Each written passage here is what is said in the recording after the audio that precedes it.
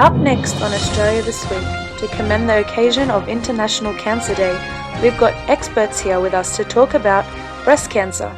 Stay tuned and be sure not to miss it. Good evening and welcome to Australia This Week. Today is the first day of October 2017. This month is Australia's Breast Cancer Awareness Month. Today we have an expert who is also a breast cancer clinician. Welcome to the show, Doctor. Good evening, everybody. It's always a pleasure to be with you. Doctor, what is breast cancer? I mean, how would you define it to those who don't know much about it? Well, breast cancer is the most common type of cancer in Australian women. It is the second most deadliest cancer after lung cancer. Breast cancer is caused by abnormal and uncontrolled growth of cells inside the breast. These cells have the potential to spread and circulate around the other parts of the body. But there is a common misconception about breast cancer. It is often thought that only women can develop breast cancer. This obviously is not the case. In fact, both men and women can develop breast cancer during their life. However, it is very uncommon in men. Our statistical data shows that 1 in 8 women and around 1 in 631 men are at the risk of being diagnosed with breast cancer. The good news is that there is a 96% survival rate if the cancer is limited to the breast. In 2014, 2,814 women and 30 men died of breast cancer in Australia. When it comes to the causes, do you think there are certain factors that increase the risk of developing breast cancer? Absolutely. There are a number of factors that can play their role in breast cancer. The risk of developing breast cancer increases with the increasing age. People with a family history of breast cancer have a higher relative risk of developing the disease. Genetics can also contribute to the development of breast cancer. For example, when someone has inherited mutations in genes such as BRCA2, BRCA1, and CHEK2 genes. As a general public usually hear clinicians talk about stages of cancer. Is breast cancer divided into stages? It sure does, but before we could talk about the stages of cancer, I want to introduce the audience to a body system known as the lymphatic system. The lymphatic system is another circulatory system in the body that contains a fluid known as the lymph. This system contains a number of small bean-shaped organs called the lymph nodes, which are spread across the human body. The lymph mainly consists of important cells that provide protection to our body. It can also contain a number of other substances such as the waste product from the body tissue. Now, the main mechanism through which the cancer cells get spread is through the lymphatic system. During cancer development, we observe that once these cancer cells have entered the lymph, they travel through lymph nodes and they can accumulate there. More specifically, we observed that they can accumulate in nodes such as axillary node, supraclavicular node, and infraclavicular nodes. Now, going back to the complexity of the disease. Breast cancer is not just one disease. It is a complex collection of many different subtypes of cancer. Based on how big the size of the tumor is, how complex or how spread the cancer is, we can divide breast cancer into 4 stages. This type of classification actually makes it easier for clinicians like us to provide a better treatment plan to the patients. Thanks for that. Now, I would really appreciate it if you could briefly discuss these stages with us. Certainly. The first stage is the 0 stage or the pre-breast cancer stage. The cancer at this stage is non-invasive, which means the cells are confined to the ducts or the lobules of the breast, and they have not moved to the surrounding tissue. A suitable treatment at this stage aims to stop any further growth and spread of the tumor. The next stage is the early breast cancer stage. This is either stage 1 or stage 2, whereby the cancer has become more invasive. It may or may not have spread to the other tissues such as the lymph nodes. Now, based on the location or the type of the cells that are present, we give them various names. For example, if the cancer cells are located around the ducts or the tubes, we call them invasive ductal carcinoma. This is just an example, as there are many other types of cancers present. The next stage of the disease development is known as the locally advanced breast cancer. This can either be stage 2 or 3. At this stage, the cancer cells have spread to the lymph nodes outside the breast, including the nodes in the underarm area or the ones that are closer to the breastbones. However, the tumor cells would still have not reached the major organs. At this stage, the main target of the treatment is to stop the cells from getting into the blood circulation.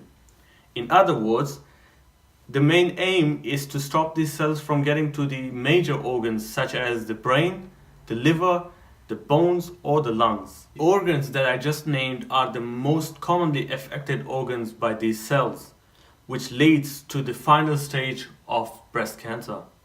Stage 4 or metastatic breast cancer is basically what we just discussed. These cells would travel to one or some of these organs, but not all of them. This stage is also known as secondary or advanced breast cancer. From these stages, are there any other types of classifications in breast cancer? There definitely is. Breast cancer is also classified based on the presence of the type of receptor for certain hormones. These hormones can include estrogen or progesterone. The receptors are also used to diagnose the presence of disease. Additionally, their signaling provides information about the progression of the disease in the patients. The majority of breast cancer patients, however, express estrogen receptors. Now, can you tell us about the normal association between the immune system and the development of the mammary glands? Well, mammary glands develop and undergo morphological changes after birth and through their life stages. In addition to hormones, there are certain immune cells such as macrophages and eosinophils that play an important role in the remodeling and the development of mammary glands. Other cells such as antigen-presenting cells are also associated with the epithelial cells in the mammary glands. Interferon gamma, which is released by the CD4+ helper cells, result in the inhibition of luminal differentiation. The immune system is also associated with the involution of the mammary glands. Involution is the process in which the glands return to their non-lactating state. The return to the non-lactating state involves apoptosis in the epithelial cells, a decreased expression of milk proteins, and survival signal transduction triggers this apoptotic process, which triggers an immune cascade. The immune response is highly coordinated in order to avoid any inflammatory reactions. Phagocytic neutrophils that express pro-inflammatory mediators are recruited, and the epithelial cells also release immunosuppressive cytokines. Eventually, macrophages and eosinophils are recruited from the bloodstream. But during the final stages of involution, B lymphocytes are also detected, which is thought to increase the amount of immunoglobulin genes. However, the exact role of B cells is still under research and remains unclear. On the other hand, it is hypothesized that if the phagocytic macrophages found in the involuting mammary glands are unable to present the antigens to the T cells, then it is this involuting microenvironment that helps the development of the cancer. So we know that some of our audience are researchers and clinicians, and they might be interested in understanding the basic immunology behind the development of this disease. Would you like to throw some light on the basic changes and fluctuations that happens in the immune system during the development of this disease? Although research in this field is still ongoing, yet our basic knowledge indicates that the defects in the natural killer cell cytotoxicity may play a role in the development of the tumor in the first place. And we state this because we have come across significant differences in the immune system parameters between the healthy participants and those with advanced breast cancer. These differences include lower natural killer cell and lymphokine activated killer cell killing, decreased levels of cytokines such as interleukin-2, interferon gamma, and GM-CSF. In contrast to these, there was an increased level of tumor necrosis factor alpha and interleukin-6 in patients. In fact, natural killer cell activity was low by 175%, but the tumor necrosis factor activity was 100% higher. Again, this information is certainly very handy when it comes to the treatment plans. Now, it is important to know that these values and numbers vary between the stages of cancer development. The numbers that we looked at correspond to the advanced cancer stage, and this can definitely increase as the tumor grows. One study found that there is another group of cells known as the lymphokine activated killer cells that can be used to confirm the presence of the cancer. We can say that the activity of these cells is directly related with the number of axillary lymph nodes that are affected by the cancerous cells. A study carried out the blood analysis of cancer patients. It highlighted the lower levels of both CD4 and CD8 T cells. Cytokines such as interleukin-2, interferon gamma, tumor necrosis factor alpha, and interleukin-4 were significantly low. These signs in general indicate of a dysfunctional immune system that is unable to respond to the cancer cells. In bone marrow, for example, the level of cytokines was low in patients who had micrometastatic cells. More specifically, the bone marrow had lower levels of interferon gamma and interleukin-2, but it had an increased load of cancer cells. However, the lower cytokine level is not only the cause, but also the result of breast cancer. Now let's pause here for a moment and reflect on what is causing this all. What other immune cells are involved? On the deeper insight into the other immune cells, we observed that the development of tumor actually increases the T regulatory cells. These Treg cells have the ability to prevent the immune system to respond efficiently.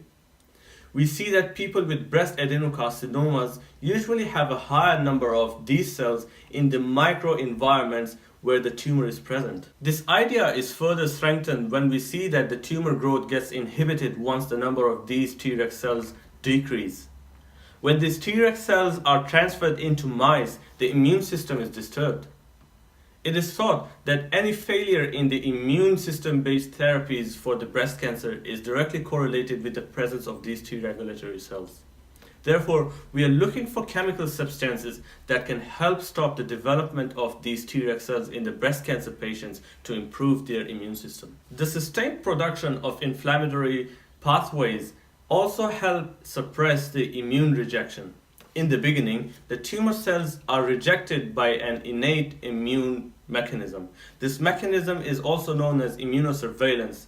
This involves the activation of natural killer cells in response to the damage signals or interferon gamma that it receives from the surrounding tissue. This mechanism provides the host with the protection from tumor development. If there is a tumor growth, it suggests that the tumor cells not only has the ability to evade the immune surveillance, but can also induce tolerance. Now, there are a number of ways through which these tumor cells can avoid being recognized. Now, there are a number of mechanisms that these cells can adopt to avoid recognition.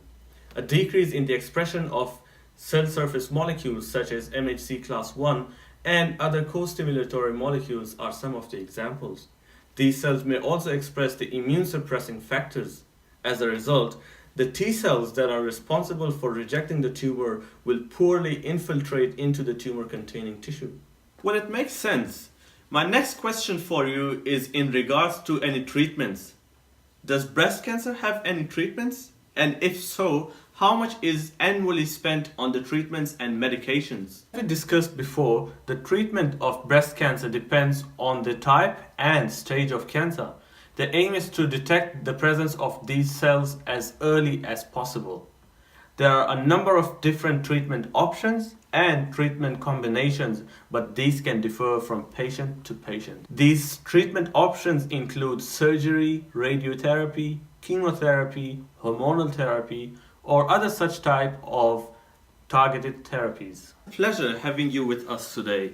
Is there anything else that you may add to it? This month marks the Australian Breast Cancer Month, and our aim is to raise awareness about one of the deadly diseases that can be treated if detected early.